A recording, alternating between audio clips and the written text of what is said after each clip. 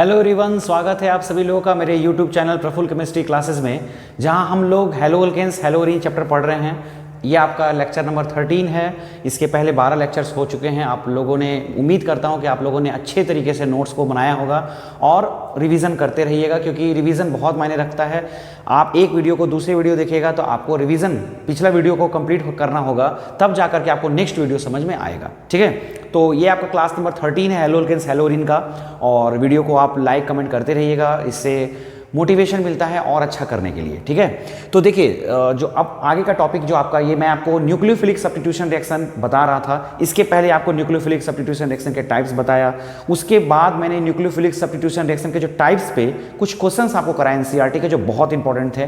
ठीक है, अब मैं आपको जो बता रहा हूं वो आपका टॉपिक का नाम है stereochemical aspects of SN reaction. ठीक है, स्टीरियोकेमिकल एस्पेक्ट्स। देखिए, स्टीरियोकेमिकल एस्पेक्ट्स का मतलब होता है, आज हम लोगों जो ने न्यूक्लियोफिलिक सब्स्टिट्यूशन रिएक्शन जो किया, उससे जो प्रोडक्ट बने उसका अपना कुछ स्टीरियो केमिस्ट्री है, उसका अपना कुछ आइसोमेरिज्म है, स्टीरियो आइसोमेरिज्म है।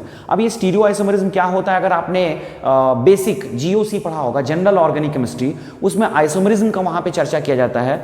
वहां पे आइसोमेरिज्म के एक टाइप में आता है आपका स्टीरियो आइसोमेरिज्म। ठीक है, स्टीरियोमेरिज्म भी बोला जाता है इसे। ठीक है, तो वहां पर इस टॉपिक का स्टार्टिंग वहीं पे होता है। लेकिन हमारा जो टॉपिक है वो ये है कि जो न्यूक्लियोफिलिक सब्स्टिट्यूशन रिएक्शन हम लोगों ने किया, शॉर्ट में जिसे मैंने एसएन रिएक्शन लिखा, उसमें जो प्रोडक्ट बने या उसमें जो रिएक्टेंट में कुछ जो हम लोगों ने रिएक्टेंट देखा या जो प्रोडक्ट बने, उसमें अपने कुछ स्टीरियो केमिकल एस्पेक्ट्स हैं, स्टीरियो केमिकल पहलू हैं, है ना। उन पहलुओं को हम लोग को एक एक करके पढ़ना है। ठीक है, तो इन पूरे स्टीरियो केमिकल एस्पेक्ट्स को 4 पार्ट में डिवाइड किया गया है एनसीईआरटी में। ठीक है, मैं एक एक पॉइंट को, एक एक चीज को एक्सप्लेन करता हूं। देखिए, एग्जाम पॉइंट ऑफ व्यू से स्टीरियो केमिकल एस्पेक्ट्स आपके उतने इंपॉर्टेंट नहीं होते हैं, क्योंकि इससे ज्यादा क्वेश्चंस बनते नहीं हैं। 2-4 कायरलिटी यहां पे आता है, उसमें बेस्ड कुछ क्वेश्चन होते हैं, लेकिन इसकी में उतने ज्यादा वीवीआई क्वेश्चंस नहीं बनते हैं। हालांकि स्टीरियो केमिस्ट्री बहुत इंपॉर्टेंट टॉपिक होता है जनरल ऑर्गेनिक केमिस्ट्री के लिए, और वो स्टूडेंट के लिए जो इंजीनियरिंग एंट्रेंस या मेडिकल एंट्रेंस की तैयारी कर रहे हैं उनके लिए।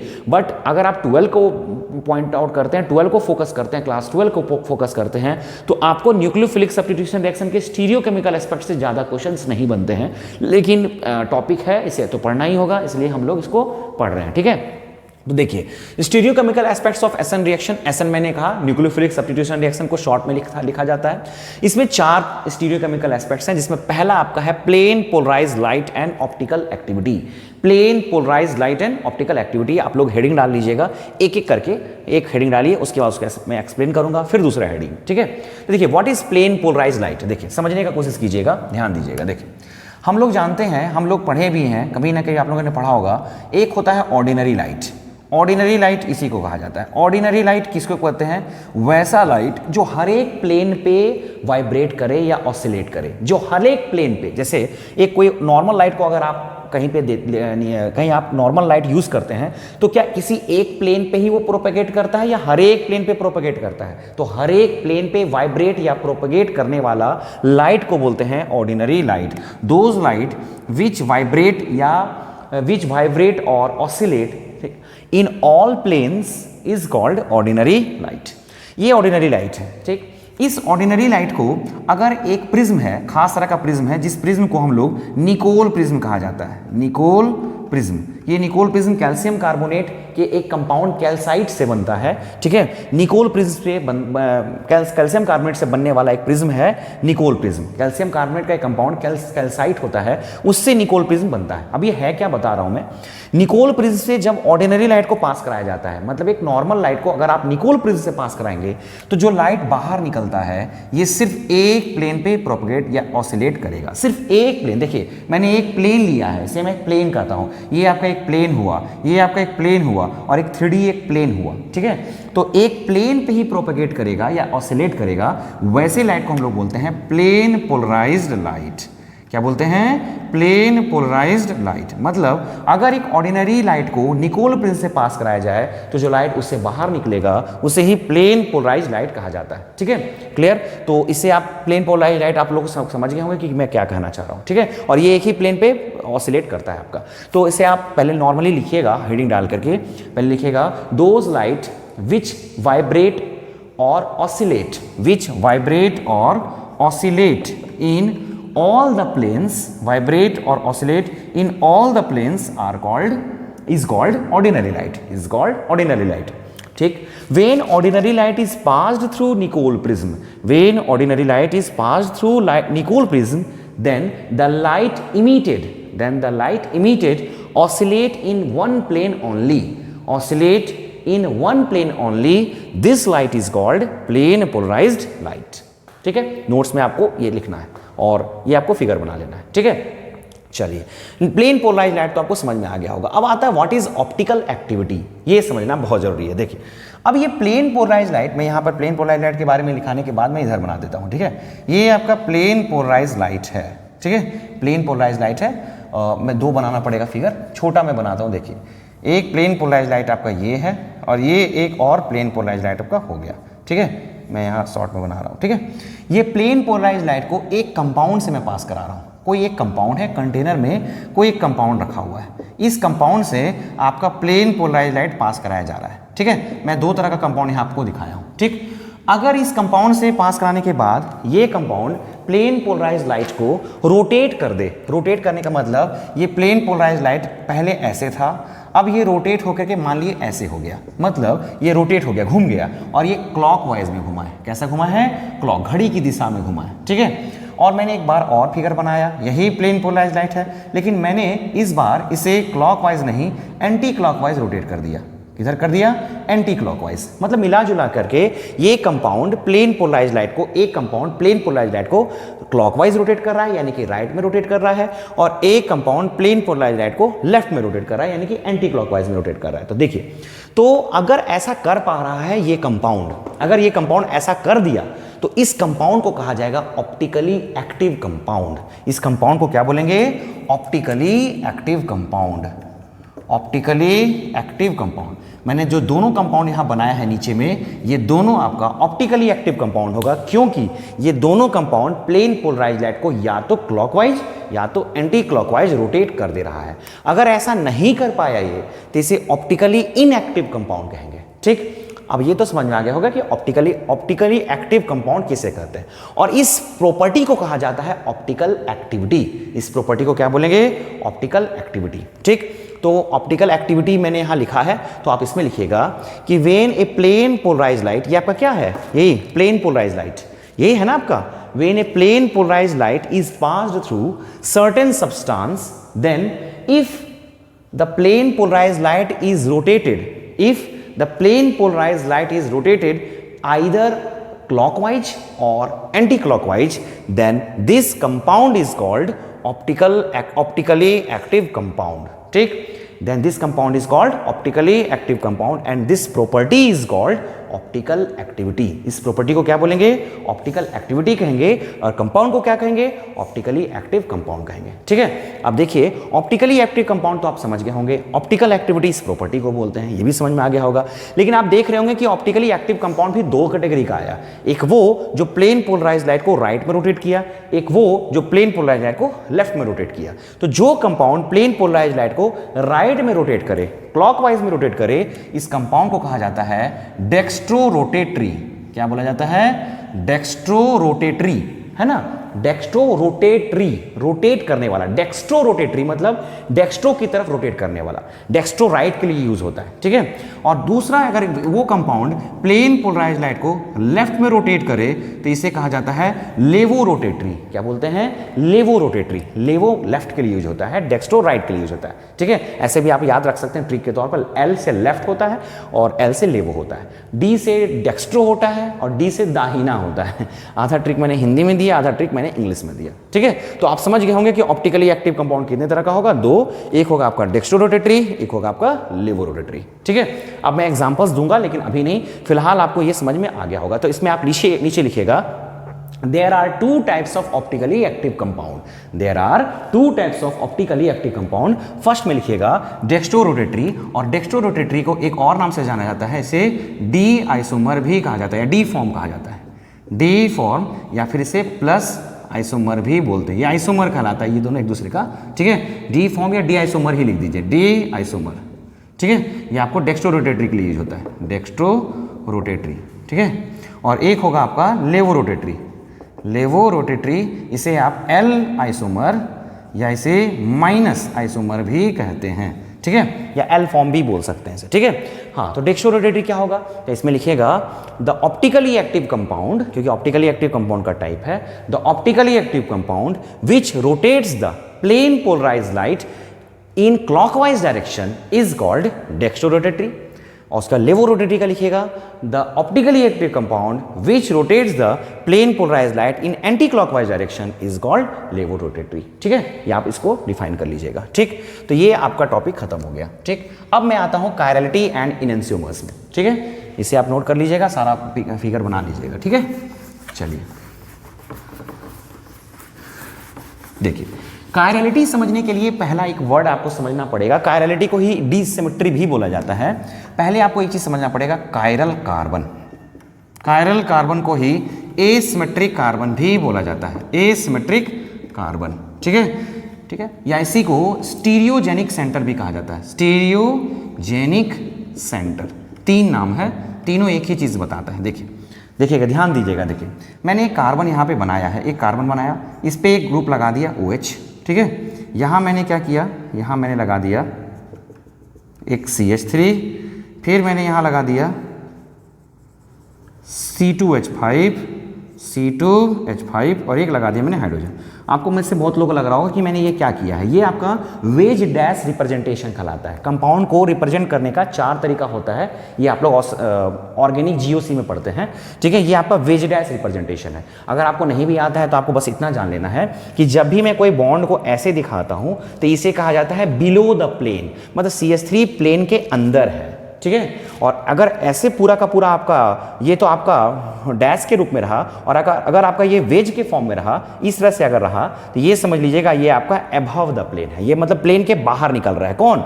C2H5। मतलब C2H5 कुछ ऐसे है, समझ लीजिए, प्लेन से बाहर ऐसे, ठीक है, ऐसे है। और CH3 किधर है? प्लेन के अंदर, बिलो द प्लेन, प्लेन से दूर, और ये प्लेन की तरफ, और ये दोनों प्लेन पर है, ठीक है। समझ में आया?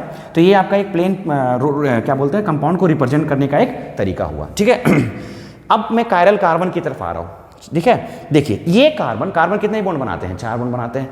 इस कार्बन पे आप नोटिस कर रहे होंगे कि 4 जो ग्रुप लगे हुए हैं, इस कार्बन पे जो 4 ग्रुप लगे हुए हैं, क्या ये चारों ग्रुप सेम हैं या अलग अलग हैं? तो आपको पता चल रहा होगा कि ये चारों ग्रुप डिफरेंट हैं, ठीक है। तो वैसे कार्बन को ही कायरल कार्बन कहा जाता है, ठीक है।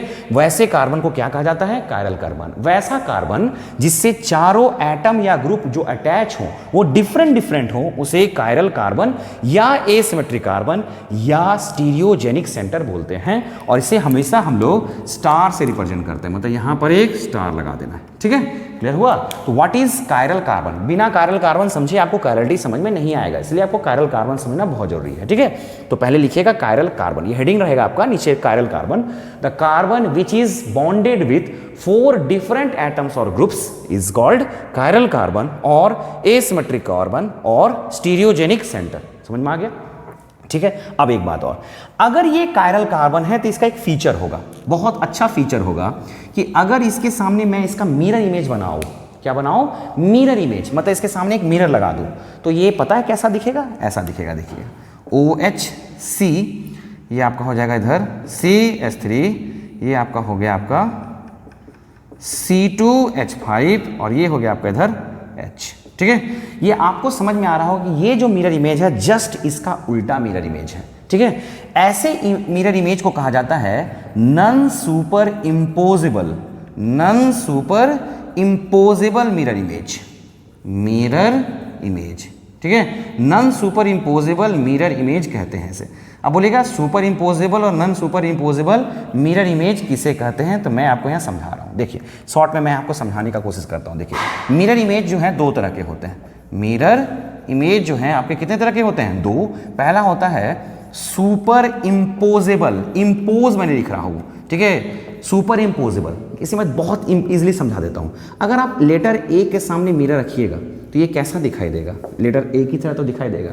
लेटर T के सामने मिरर रखिएगा तो ये तो T की तरह ही दिखाई देगा, सेम दिखाई देगा कि नहीं? तो ऐसे मिरर इमेज को कहा जाता है सुपर इम्पोजेबल। मतलब इस T को अगर आप इसके ऊपर रख देंगे तो नीचे वाला आपको दिखाई ना दे, तो ऐसे मिरर इमेज को बोलते हैं सुपर इम्पोजेबल। दूसरा है non super imposable, non super imposable, मतलब जैसे मैं अगर बी लेटर के सामने मिरर इमेज रखता हूं तो ऐसा दिखाई देगा, सी के सामने मिरर रखता हूं तो ऐसा दिखाई देगा। तो अगर किसी कंपाउंड का मिरर इमेज जस्ट उल्टा दिखाई दे तो ये मिरर इमेज को बोलते हैं non super imposable mirror image. ठीक है, क्लियर हो गया आपको?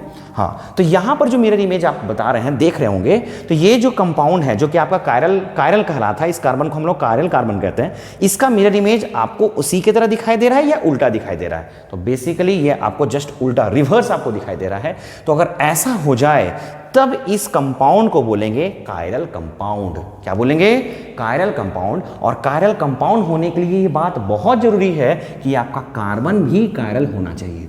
अगर आपका कार्बन कायरल है, यानी कि चारों अलग अलग ग्रुप लगे हैं, तो इसका mirror image just non superimposable ही बनना है। ठीक है, क्लियर है? तो ये बात समझ में आ गया होगा कि बोलेंगे व्हाट इज कायरल कंपाउंड, है ना? Those compound which forms non super imposable mirror image is called chiral compound. उसे क्या कहा जाएगा? Chiral compound. देखिए, आप इसे कायरल बोल सकते हैं क्योंकि नॉन सुपर इम्पोजेबल है। लेटर बी आपका कायरल है, लेटर सी आपका कायरल है, लेकिन लेटर ए और लेटर टी आपका कायरल नहीं है, ये आपका अकायरल कहलाता है। जो कायरल ना हो उसे अकायरल कहते हैं। ये समझ में आ गया? ये क्लियर हुआ?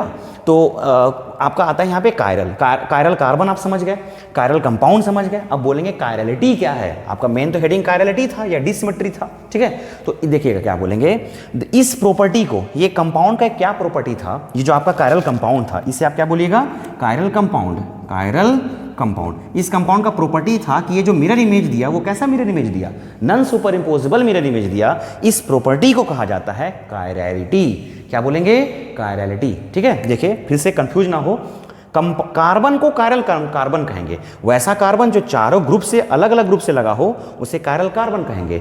और ये कायरल कंपाउंड जो मिरर इमेज बनाएगा, non super imposable mirror image बनाएगा, तो इस कंपाउंड को कायरल कंपाउंड कहा जाएगा और इस प्रॉपर्टी को कायरलिटी बोलते हैं। ठीक है, the property of a chiral compound, the property of A chiral compound in which it shows non-superimposable mirror image, in which it shows non-superimposable mirror image is called chirality, is called chirality। और chirality में आपको यही example डाल देना है। अगर आपको कोई कायरल कार्बन पूछे तो भी ये एग्जांपल, अगर आपको कायरल कंपाउंड पूछे तो भी ये एग्जांपल, कायरलिटी भी यही शो कर रहा है। ठीक है, और कायरलिटी को ही हम लोग डिसिमेट्री भी बोलते हैं। ये समझ में आ गया?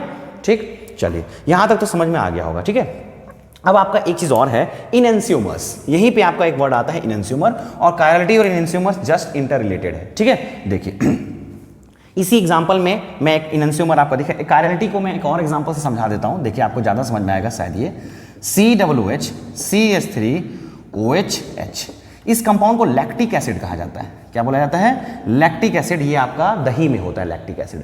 अगर इसका मिरर इमेज आप बनाइएगा, ये आपको ज़्यादा समझ में शायद आएगा क्योंकि ये आपका फिस्चर नोटेशन है या फिस्चर रिप्रेजेंटेशन है कंपाउंड का। ठीक है, अगर आप इससे समझिएगा तो इसका non super imposable mirror image कैसा बनेगा?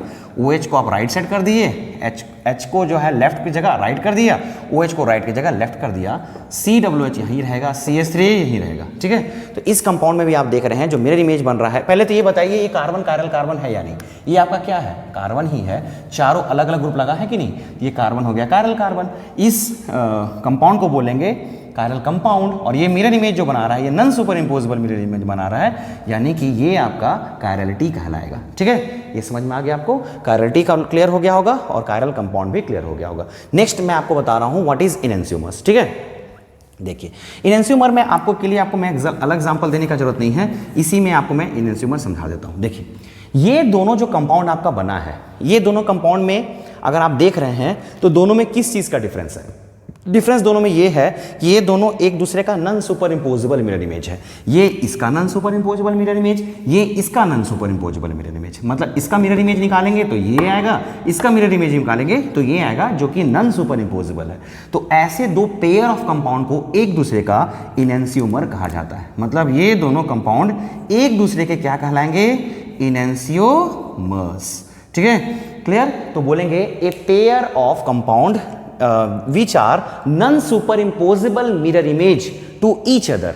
A pair of compound which are non-superimposable mirror image to each other is called enantiomers. Is called enantiomers. मतलब ये दोनों एक दूसरे का enantiomer है। ठीक है, अभी मैं एक चीज़ और आपको बता देता हूँ, आप लोगों ने जो ऑप्टिकली एक्टिव कंपाउंड का दो टाइप पढ़ा था, डी फॉर्म और एल फॉर्म, वो भी एक दूसरे के non super imposable mirror image होते हैं। ठीक है, क्लियर? ये बात आपको समझ में आ गया होगा। तो इनएंशियोमर आपको क्लियर हो गया होगा, ये दोनों भी एक दूसरे का क्या है, इनएंशियोमर। तो अगर आपको इनएंशियोमर के एग्जांपल्स लिखने हैं तो आप लोगों ने जो कायरलिटी में एग्जांपल पढ़ा है वही आप इनएंशियोमर्स में भी यूज कर सकते हैं। ठीक है, तो ये आपका दोनों हो गया कंप्लीट। ठीक, अब आता है आपका रेसिमिक मिक्सचर। नेक्स्ट आपका टाइप आता है, नेक्स्ट चीज आप इसे भी नोट करना हो तो आप नोट कर लीजिएगा। ठीक है, चलिए रेसिमिक मिक्सचर क्या होता है, देखिए ध्यान दीजिएगा, देखिए।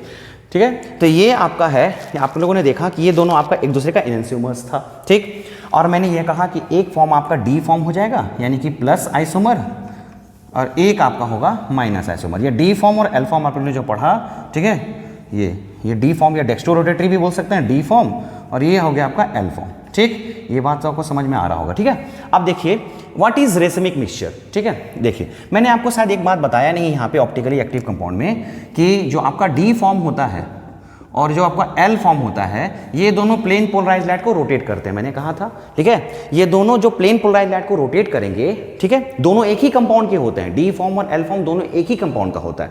ये दोनों जो प्लेन पोलराइज्ड लाइट को रोटेट करते हैं वो इक्वली रोटेट करते हैं। ठीक है, मतलब अगर ये 30 डिग्री रोटेट करेगा क्लॉकवाइज तो ये कंपाउंड 30 डिग्री ही रोटेट करेगा, लेकिन एंटी क्लॉकवाइज, क्योंकि कंपाउंड तो एक ही है ना, बस उसका दो फॉर्म हो गया। जैसे मैं अगर ये दोनों में बता दूं तो ये आपका हो गया अगर डी फॉर्म तो ये हो गया आपका एल फॉर्म, क्योंकि यहाँ पे देखिए डी फॉर्म और एल फॉर्म को आप ऐसे कंपाउंड देख के पहचान नहीं पाइएगा कि कौन डी है कौन एल है, लेकिन मैं अगर इसे डी बोलता हूं तो इसे मैं एल ही बोलूंगा, लेकिन अगर मैं इसे डी बोलूंगा तो इसे एल बोला जाएगा। मतलब कंपाउंड देख के आपको डी और एल का फॉर्म नहीं लिखना है, बस आप ये समझ लीजिए कि अगर आपका ये डी फॉर्म है तो ये आपका क्या हो गया, एल फॉर्म। ठीक है, तो देखिए एक ही कंपाउंड का ना दो अलग अलग फॉर्म हुआ, तो अगर ये कंपाउंड को इस पे अगर प्लेन पोलराइज्ड लाइट पास कराया जाए तो ये 30 डिग्री रोटेट करेगा अगर, तो ये कंफर्म यही कंपाउंड जो एल फॉर्म में आएगा ये आपका प्लेन पोलराइज्ड लाइट को 30 डिग्री एंटी क्लॉकवाइज पे रोटेट करेगा। ये क्लॉक, ये एंटी क्लॉक, अगर ये एंटी क्लॉक तो ये क्लॉक। ठीक है, अब आप सोचिए, थोड़ा सा ध्यान दीजिए, अगर मैं इस कंपाउंड का कुछ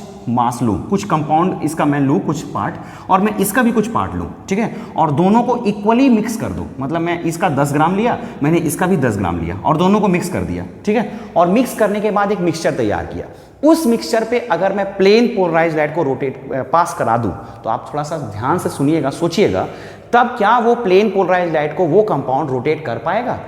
क्या वो कंपाउंड जो मैंने बनाया, एक कुछ पार्ट इसका लिया और दोनों को इक्वली लिया, ये भी जितना लिया इतना ही इसका भी लिया, और मिक्स करके मिक्सचर मैंने बनाया, उस पर प्लेन पोलराइज्ड लाइट को पास कराया, तो क्या वो कंपाउंड प्लेन पोलराइज्ड लाइट को रोटेट कर पाएगा? तो नहीं, वो कंपाउंड प्लेन पोलराइज्ड लाइट को रोटेट नहीं करेगा, और वैसे कंपाउंड, वैसे मिक्सचर को ही कहा जाता है रेसिमिक मिक्सचर। ठीक है, तो इसमें लिखिएगा, और अब ये बताइए कि रेसिमिक मिक्सचर आपका ऑप्टिकली एक्टिव कंपाउंड हुआ या ऑप्टिकली इनएक्टिव कंपाउंड हुआ? तो रेसिमिक मिक्सचर एक तरह का ऑप्टिकली इनएक्टिव कंपाउंड हुआ, क्योंकि ये प्लेन पोलराइज्ड लाइट को रोटेट नहीं करता है। तो इसमें लिखिएगा the equal amount of mixture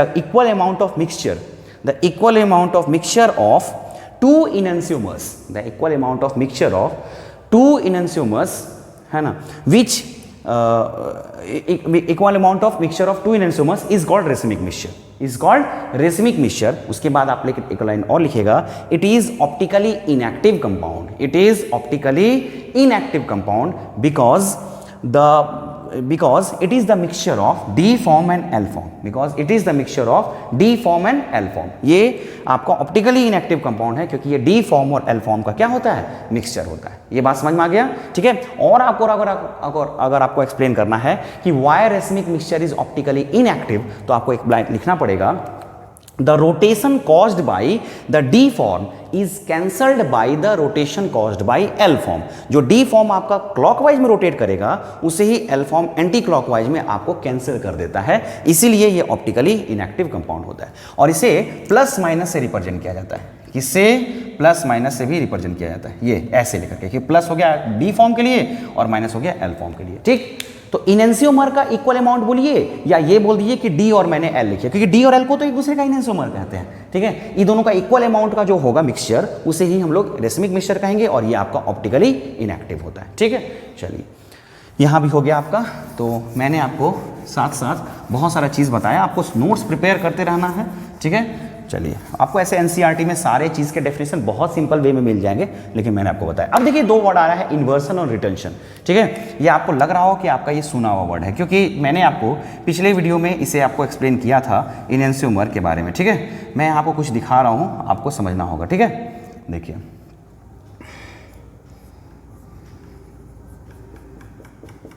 C2H5 है आपका इधर आपका है H और इधर है आपका CH3। देखिए मैंने एक फिर से वेज डैश लिखा है, एक वेज डैश रिप्रेजेंटेशन में कंपाउंड को लिखा है मैंने। ठीक है, ये आपका ऐसे लिखा हुआ है। ठीक, अब मैं इस पर एक न्यूक्लियोफाइल का अटैक करा रहा हूँ। ठीक है, न्यूक्लियोफाइल का अटैक करा रहा हूँ। यहाँ पर कोई हेलोजन समझ सकते हैं आप, हेलोल्केन्स। हेलोल्केन में आप लोगों ने पढ़ा, ये आपका हेलोजन है, एक्स को हेलोजन से रिप्रेजेंट करते हैं। ये कंपाउंड है, चारों ग्रुप अलग अलग है, मतलब ये भी कायरल है आपका। ठीक है, मैंने यहाँ एक न्यूक्लियोफाइल को अटैक कराया। ठीक, अगर न्यूक्लियोफाइल को अटैक कराने के बाद जो कंपाउंड आया, मैंने आपको ये इन्वर्सन रिटेंशन पहले भी बताया है, आपको अच्छे से समझ में आ जाएगा। अगर मैंने ये न्यूक्लियोफाइल को अटैक कराया और ये न्यूक्लियोफाइल वहीं आया जिधर आपका एक्स था। ठीक है, जिधर आपका एक्स था, तो एक्स आपका लेफ्ट साइड था, न्यूक्लियोफाइल भी लेफ्ट आया, तो इसे आप कहेंगे रिटेंशन। ठीक है, क्या कहेंगे? रिटेंशन। और मैंने अगर यही कंपाउंड लिया, देख लीजिए, ठीक है, यही कंपाउंड लिया C2H5, X यहीं पे है आपका, H यहीं पे है, CH3 यहाँ है, और जब मैंने न्यूक्लियोफाइल का अटैक कराया और ये जस्ट उल्टा आ गया, मतलब कुछ ऐसा आ गया, देखिएगा यहाँ पर आपका क्या हो गया, यहाँ आ गया आपका NU और ये आपका जैसे का तैसे रहा, इससे कोई फ़र्क नहीं पड़ता। ठीक है, ये आपका हो गया C2H5, ये हो गया आपका H और इधर आ गया आपका न्यूक्लियोफाइल है, न्यूक्लियोफाइल इधर लेफ्ट था, इधर राइट साइड आ गया। ठीक है, CH3 इधर न्यूक्लियोफाइल किस साइड था? लेफ्ट, इधर मैंने न्यूक्लियोफाइल किस साइड लिख दिया? राइट। तो ये कहलाता है आपका इन्वर्सन। क्या कहलाता है? इन्वर्सन। ठीक है, तो न्यूक्लियोफिलिक सब्स्टिट्यूशन रिएक्शन मैंने जो आपको SN1 और SN2 पढ़ाया था, वहाँ आपको मैंने बताया था कि SN1 रिएक्शन में आपका प्रोडक्ट का इन्वर्सन और रिटेंशन दोनों होता था, जबकि SN2 रिएक्शन में जो आपका प्रोडक्ट था उसका सिर्फ और सिर्फ इन्वर्सन होता था। ठीक है, तो ये आपका हो गया इन्वर्सन एंड रिटेंशन। ठीक है, तो आपको उम्मीद करता हूँ कि आपको चारों समझ में आ गया होगा। अब मैं एक क्वेश्चन आपको करा रहा हूँ, आप जल्दी से नोट कर लीजिएगा इसे। ठीक है, देखिए अब मैं एक क्वेश्चन आपको करा रहा हूँ जो NCERT का क्वेश्चन है। इसमें आपको क्वेश्चन ये था आपका, मैं जल्दी करा रहा हूँ। ये क्वेश्चन आपका था identify chiral and A chiral molecule, chiral and A chiral molecule. आपको कायरल और ए कायरल मॉलिक्यूल को आइडेंटिफाई करना है। ठीक है, मैं आपको कुछ यहाँ पे लिख देता हूँ क्वेश्चंस, बहुत जल्दी आपको साथ साथ नोट करते जाना है। H इधर हो गया आपका CH3, और ऐसे ही क्वेश्चन मैंने कहा था आपको कि इस पे बहुत ज़्यादा क्वेश्चंस नहीं बनते। ठीक है, और ऐसे ही क्वेश्चन अगर बनेंगे भी तो ऐसे ही क्वेश्चंस बनेंगे आपका। ठीक है, आपको कुछ पेयर ऑफ कंपाउंड दिया है, इसमें आपको कायरल और ए कायरल आपको पहचानना है। H हो गया, इधर आपको हो गया BR, ठीक है, इधर भी आ गया होगा आपका BR, ठीक है, और इधर आपका CH3। ठीक है, आपको बताना है दोनों में कायरल और ए कायरल कौन है। इतना आसान क्वेश्चन है। अब देखिए कि कार्बन में चारों ग्रुप अलग अलग हैं, तो चारों ग्रुप यहाँ पे अलग अलग हैं। यहाँ पे चारों ग्रुप अलग अलग हैं नहीं, दो सेम है। तो ये हो गया आपका ए कायरल और ये हो गया आपका कायरल। NCERT का क्वेश्चन है ये। ठीक है, समझ में आ गया होगा। क्वेश्चन नंबर 1 आपको, नंबर 2 में आपको लिख रहा हूँ। नंबर 2 देखिए क्या है। ठीक है, मैंने NCERT से क्वेश्चंस दे रहा हूँ, इसलिए आप लोग खुद से भी बना सकते हैं। NCERT का एग्जाम्पल नंबर 10.8 है ये। ठीक है, देखिए यहाँ आपका CH3, यहाँ है आपका OH, ये है आपका H, इधर है आपका CH3, ये है आपका, मतलब हर बार पेयर ऑफ कंपाउंड है, जोड़ा दिया हुआ है।